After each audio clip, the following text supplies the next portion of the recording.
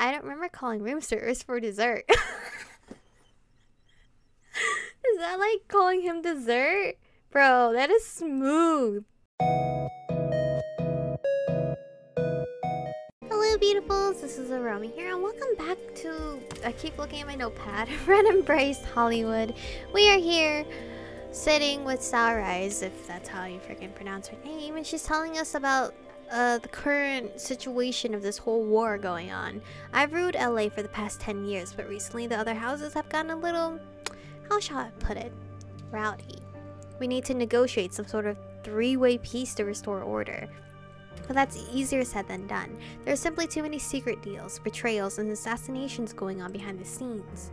However, you are new enough to be politically naive and unbiased. She paused, the critical light glinting in her eyes again. Unlike most of the other vampires in LA, you have neither an existing reputation nor alliances, and thus you may be the key to our reconciliation. I'm listening. Go on. I don't know if I like where this is going. So you want to use me as your political puppet? I'm listening. So go on.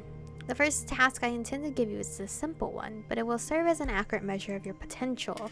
There's a meeting going on tomorrow night between Randall, the powerful leader of the Mavar rebels, and some Golgotha emissaries.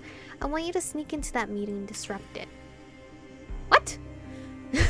How can I disrupt it? Seems easy enough. No, that sounds like a horrible idea. To be honest, it's not easy. How do you plan to make me disrupt it? And that sounds like a really horrible idea. I'm torn between maybe this one. Your sense of humor is truly charming. She offered me one of the most unpleasant smiles I'd ever seen. Perhaps you can disarm the guards with your sharp wit. I'm sure it will be the last thing they'll expect. Tomorrow night, Marcus will call you an hour before the meeting. He should have all the details you'll need. Her glasses, like, fogging up like that, it scared me. Make sure that no treaty is made between the Mavar and Golgotha. It's a first step towards forcing Randall onto our side. He's too valuable as a potential ally. Sorry.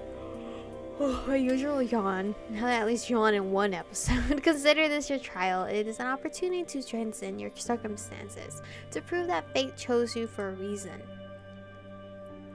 I think fate wasn't on my side and it was just misunderstanding. With an air of finality, Sour Eyes rose and stepped briskly past me, striding over to the door. Well, Marcus shuffled aside, eyeing her with an arched eyebrow. I've already arranged a room for you here at the Hollywood Heights Hotel. It's managed by some of our pupils, so you'll be perfectly safe. The next time we speak, I'll be looking forward to the tale of your success.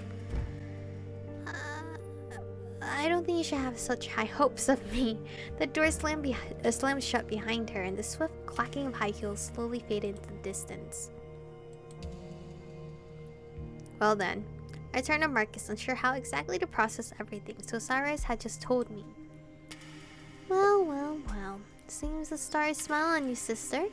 He let out a delighted chuckle, winking at me behind those dark lenses. Sour Eyes doesn't like to make mistakes. You must have caught her in a good mood tonight. Tell me, what do you think of her? The Red Queen. Powerful, confident. I like her. Honestly, I'm not sure yet. It's too early to tell. I've met convicted felons who seemed more trustworthy.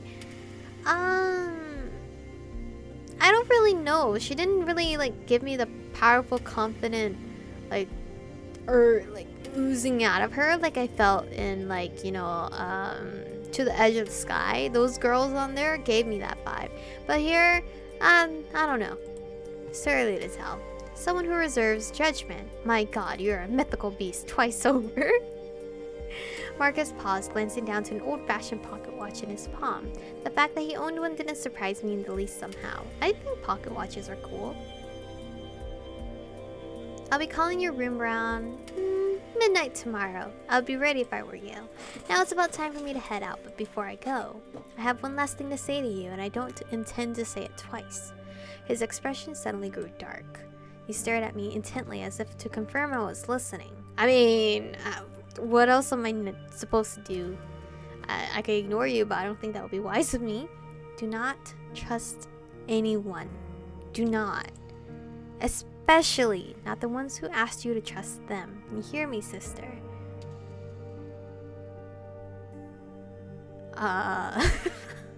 Don't trust anyone? You mean I can't trust you either? Don't be ridiculous. Everyone has to trust someone. Thanks, Marcus, I won't. To be honest, you mean I can't trust you either? And why would I be any different? Just because you might like my face or the way I've been treating you doesn't mean I'm part of your destiny. Though if I am, then you have my sincere condolences. Okay. Snickering softly, he shoved a hand in his pocket, rummaging around for something. Where is the damn... Ah, here. If you ever want to finger paint together, or whatever it is you Iscari folk do for pleasure, this is where you'll find me. Finger paint? What the hell? What do you mean? He reached for my hand, pressing a small object onto my palm. What is it? Eyes flickered down to see a business card, colored a bright red and emblazoned with bold black letters. Blood and Roses. A dark paradise for adult movies, magazines and toys. Was I misinterpreting this card, or did Marcus work? Did Marcus work at a sex shop? But by the time I glanced up again, he was already gone. I hadn't even heard the door open or shut. How the hell had he left the room so suddenly? Maybe it was for the best if I didn't know.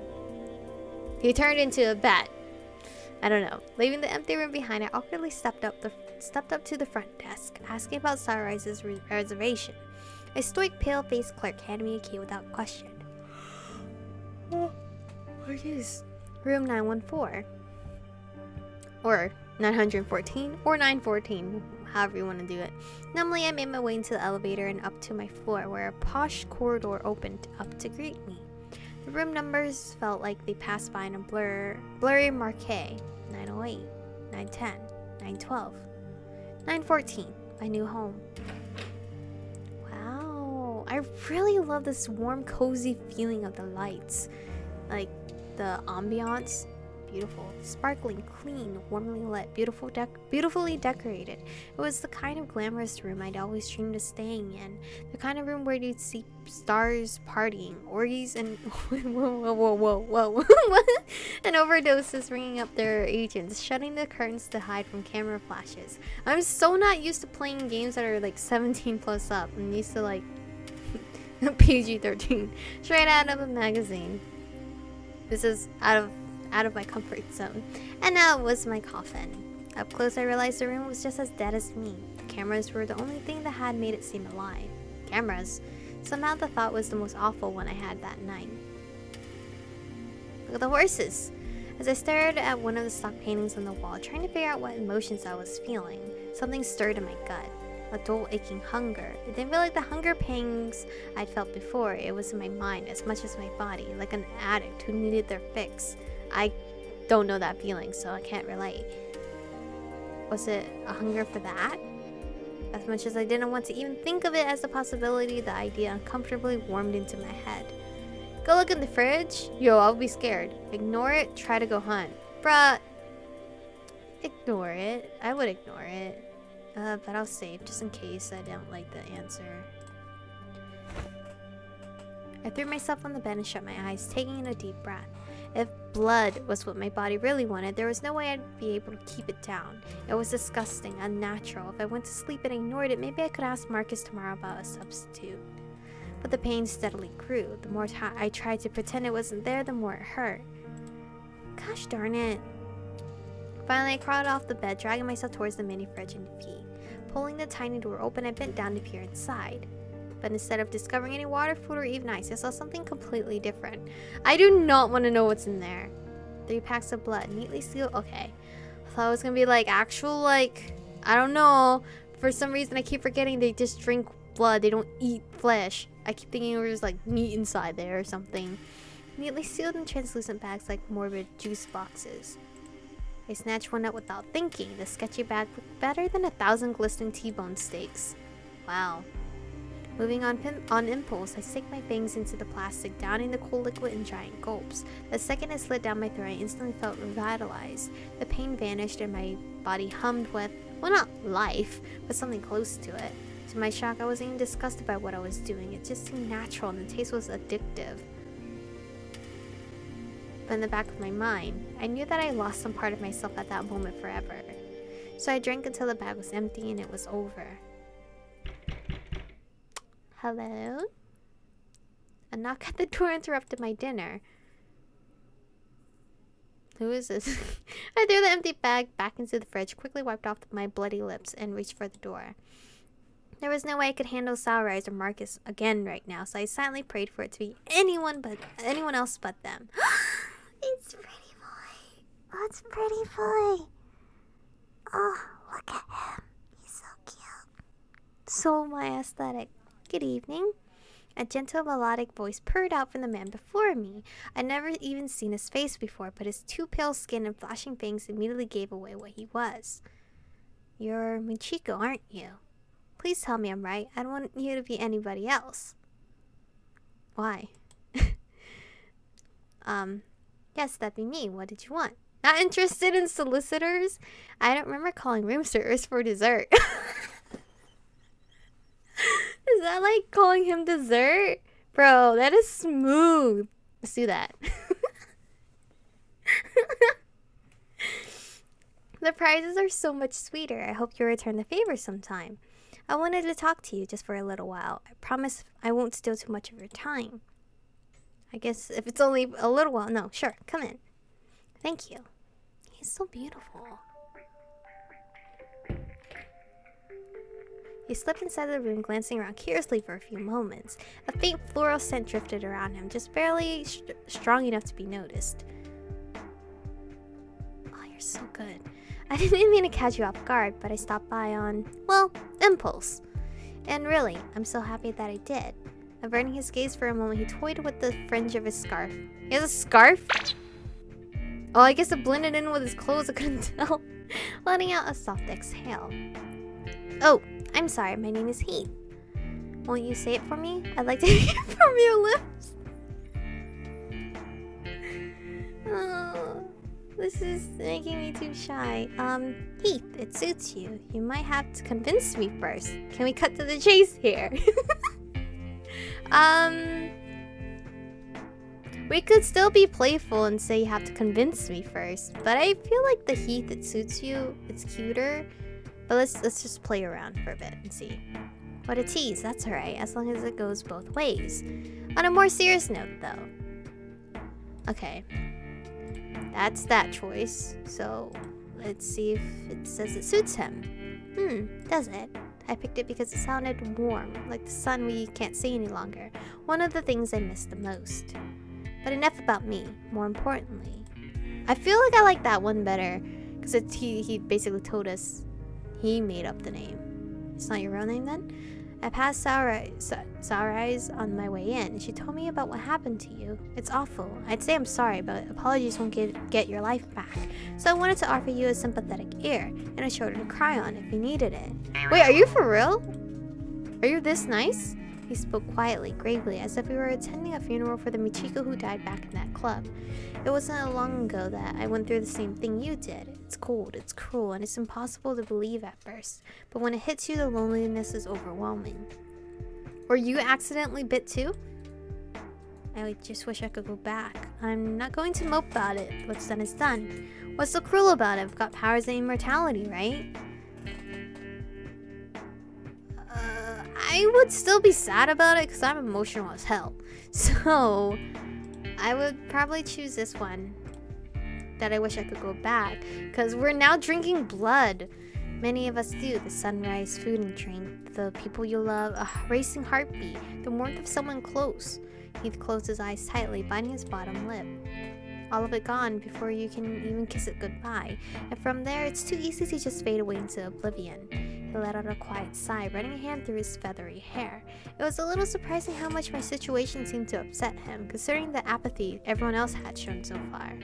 Soureyes mentioned your house too. Houses, well, they're supposed to be the core of who we are in this hidden world.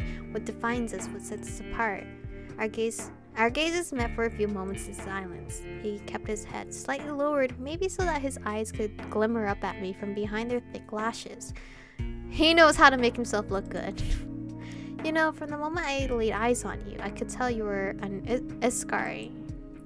Your beauty and poise, the emotion filling your voice. Everything about you is vibrant. Like you never left the world of the living. It's so hard to look that way. It's oh sorry. It's so hard to look away. My bad. I ruined his beautiful moment. Don't stare at the sun or you'll just hurt yourself. Who said you had to? What do you mean? Can we do a funny? Don't stare at the sun or you just hurt yourself? If you're the last thing I'd see before I went blind and training away my sight doesn't seem so unfair. It's quite a flirt. I don't really go for the flirty types in games just because, you know, they know that they're good looking and everything. Very overconfident and it makes me feel insecure. Heath watched me intently for a few moments, heavily lidded eyes sparkling, before turning his gaze over to the window. I glanced past him at the glittering cityscape, only to meet his stare again in the glass's reflection.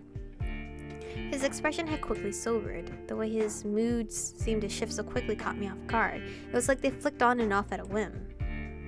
You know, a few years ago, you would have had a group of Iskari to welcome you into the unlife. But now, well, with the war going on, everyone seems more interested in protecting themselves than helping each other, even their own house members. I can't stand it. Is there a way to make peace? You're pretty empathetic for a vampire. Seems like a justified war if it means getting rid of Sour Eyes. Whoa, whoa, whoa, whoa! Why'd you want to get rid of her? What? Why is this choice is rude as hell?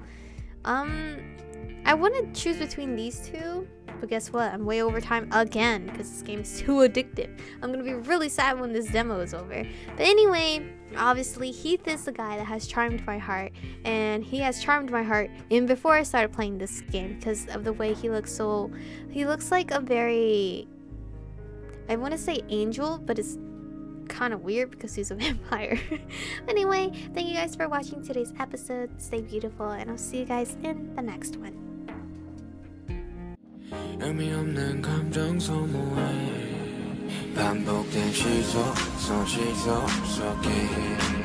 이젠 난 지겨워지려네 반복된 시소 속에